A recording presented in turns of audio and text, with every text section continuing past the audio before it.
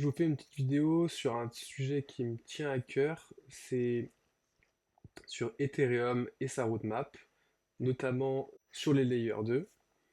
Donc il faut savoir qu'il y a quelques années maintenant, je crois que de mémoire, ça devait être vers 2019-2020, quand la DeFi est arrivée, les frais d'Ethereum ont explosé, ont payé 100 dollars de frais de transaction pour faire un swap, parfois plus. Et c'était juste insoutenable. Tout le monde critiquait Ethereum pour ça. Et du coup, la réponse d'Ethereum, ça a été de favoriser les layers 2. Donc, tout le design d'Ethereum, le code d'Ethereum a été fait pour faciliter la création et l'utilisation et la scalabilité des layers 2. Et 6 ans plus tard, voici ce que Vitalik poste, donc que les layers 2 ne sont plus d'actualité, que le layer 1 est en train de scaler, et que grosso modo, en fait, ils vont prioriser le layer 1 plutôt que de prioriser le layer 2 comme ils faisaient avant. Et ça pour moi, je pense que c'est une très grosse news. Voilà, autant des fois les news peuvent être inutiles et peuvent être du bruit, autant celle-là, je pense qu'il faut la mettre de côté, la garder en tête dans nos futurs investissements et dans nos futures thèses. Pourquoi? Parce que les layers 2 ont été beaucoup critiqués à l'époque, notamment parce que l'alignement entre les layers 2 et Ethereum, enfin les deux n'étaient pas alignés. C'est-à-dire que Ethereum avait créé ses tokenomics pour donner de la valeur à son token ETH, et donc on utilisait ETH pour avoir des frais de transaction. Et tout d'un coup, les frais de transaction ne valaient rien du tout, et Ethereum en fait payait très peu, enfin gagnait très peu de revenus parce que les layers 2 ne payaient aucune fees en fait. Ils avaient tellement baissé les fees pour les layers 2 que bah, en termes de revenus économiques, c'était très bas. Voilà. Il y avait aussi plein d'autres critiques comme le fait que les layers 2, en fait, ça divisait Ethereum en plein de parties différentes. Et en fait, contrairement à Solana où tu avais 2-3 gros DEX, en fait, tu avais un gros agrégateur de DEX. Donc en termes de liquidité, c'était beaucoup plus intéressant pour trader on-chain. Là, avec Ethereum, en fait, tu as un petit peu de TH sur telle chaîne, après sur une autre chaîne, et encore sur une autre chaîne. Et du coup, en fait, plutôt que d'avoir un marché pour, disons, BTC USD, tu vas en avoir plusieurs petits, et en fait, en termes d'exécution de prix, c'est nul. En fait, tu te retrouves avec des prix beaucoup moins intéressants sur des gros actifs, et du coup, ça nuit au network effect de la blockchain. Mais c'est pas tout.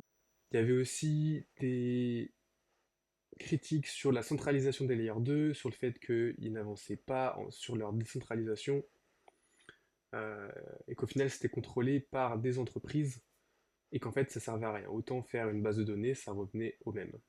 Au final, les layers 2 étaient plus des parasites qu'autre chose, et aujourd'hui, Ethereum va changer, et il se trouve que Ethereum en tant que layer 1 est en train de scaler, il va augmenter la taille des blocs, augmenter les gas limits, donc ça veut dire plus de transactions par seconde, et ça rend les layers 2 obsolètes. Et ça, du coup, c'est génial parce que ça répond aux anciennes critiques de 2020 qui disaient que Ethereum, enfin les frais d'Ethereum étaient trop chers, ça scalait pas, on était à 5-6 transactions par seconde, et aux critiques plus récentes sur les layers 2, comme quoi ils étaient centralisés, que ça posait un risque à Ethereum, que ça il y avait des conflits avec les tokenomics et l'économie au sein d'Ethereum.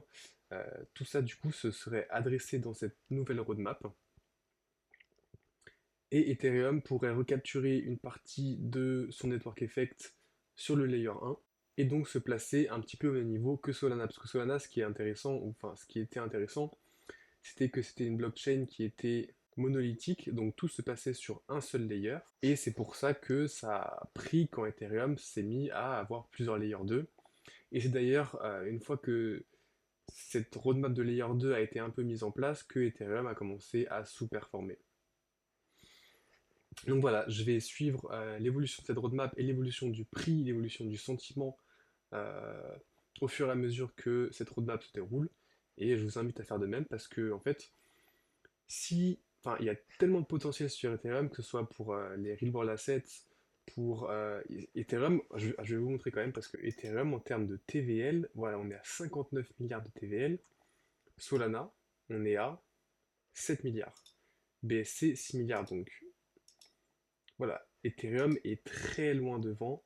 Je sais pas si on peut voir Dex volume 3 milliards et Solana, ils sont à 5 milliards. Donc Solana en termes de swap, ils sont au-dessus, en termes de TVL, ils sont bien en dessous. Et je pense une des raisons qui fait que les Dex volumes sont plus hauts, c'est notamment grâce à PumpFund, mais parce qu'il y a cette architecture monolithique et ces frais qui sont très bas. Voilà, pourquoi est-ce que PumpFund a lancé sur Solana? C'est parce que ils voulaient des traders on-chain et trader on-chain sur Ethereum, ça n'avait aucun sens. Donc voilà, on peut espérer que ça redonne un petit gain de momentum à Ethereum. Peut-être qu'il y a de nouvelles applications intéressantes qui vont être lancées dessus. Et vu qu'il y a une grosse TVL, ça pourrait avoir beaucoup de valeur assez rapidement. Donc voilà, ça pourrait être très intéressant à observer. Euh, je mettrais un petit point sur les plateformes de pump fund sur Ethereum. Peut-être qu'on pourrait avoir un regain d'activité pour les launchpads Memcoin sur Ethereum. Voilà, peut-être, peut-être pas à regarder, mais en tout cas à suivre. Voilà, merci, à bientôt.